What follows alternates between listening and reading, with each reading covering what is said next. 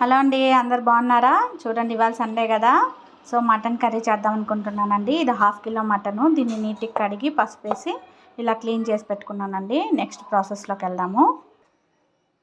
చూడండి, కడిగి పెట్టుకున్నాం కదా, ఆ మటన్ని మనము కుక్కర్లో వేసుకున్నామండి. పసుపు, ఉప్పు, కారం వేసి ఒక 5 విజిల్స్ వచ్చేదాకా ఉడికించుకుందాం. ఫస్ట్ కొంచెం ఆయిల్ వేస్తున్నానండి, అంటే విజిల్ వచ్చినప్పుడు పైకి పొంగకుండా.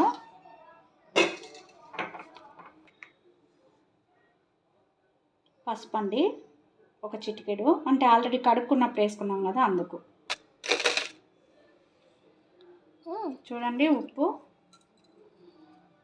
కల్లుప్పు వేసుకున్నాను నేను. 1 స్పూన్ కారం వేసుకుంటున్నానండి. సరిపోతే మళ్ళీ మనం కర్రీ వేయించేటప్పుడు వేసుకుందాం. వాటర్ వేసుకున్నామండి.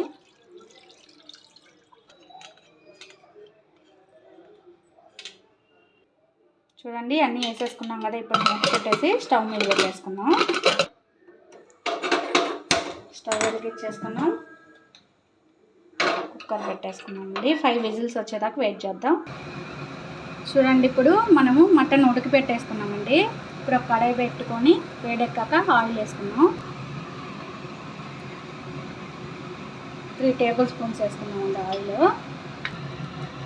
అన్ని లవంగాలు వేసుకున్నామండి, అలాగే కొంచెం జీలకర్ర వేసుకున్నాం. దూరం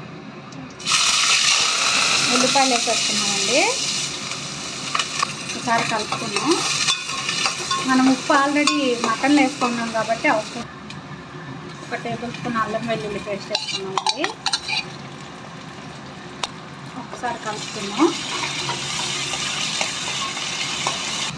అల్లం వెల్లుల్లి పేస్ట్ వేగిపోయింది కదండి. ఇప్పుడు టమాటా ముక్కలు వేసేస్తున్నాం.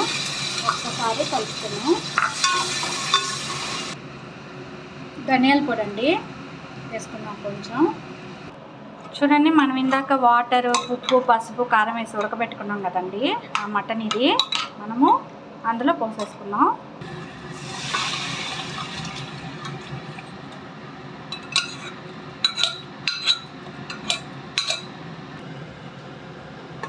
చూడండి, అంతా పోసేసుకున్నాం కదా.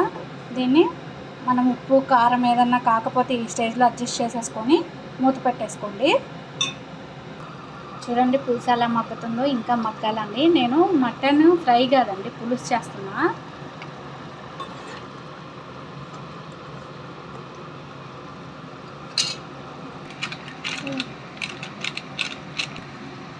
ఫైనల్గా గరం మసాలా వేసేసుకున్నామండి. గరం మసాలా వేయకపోతే టేస్ట్ అస్సలు బాగోదండి చికెన్, మటన్ వాటిల్లో. నెక్స్ట్ కొత్తిమీర వేసేసుకున్నాం.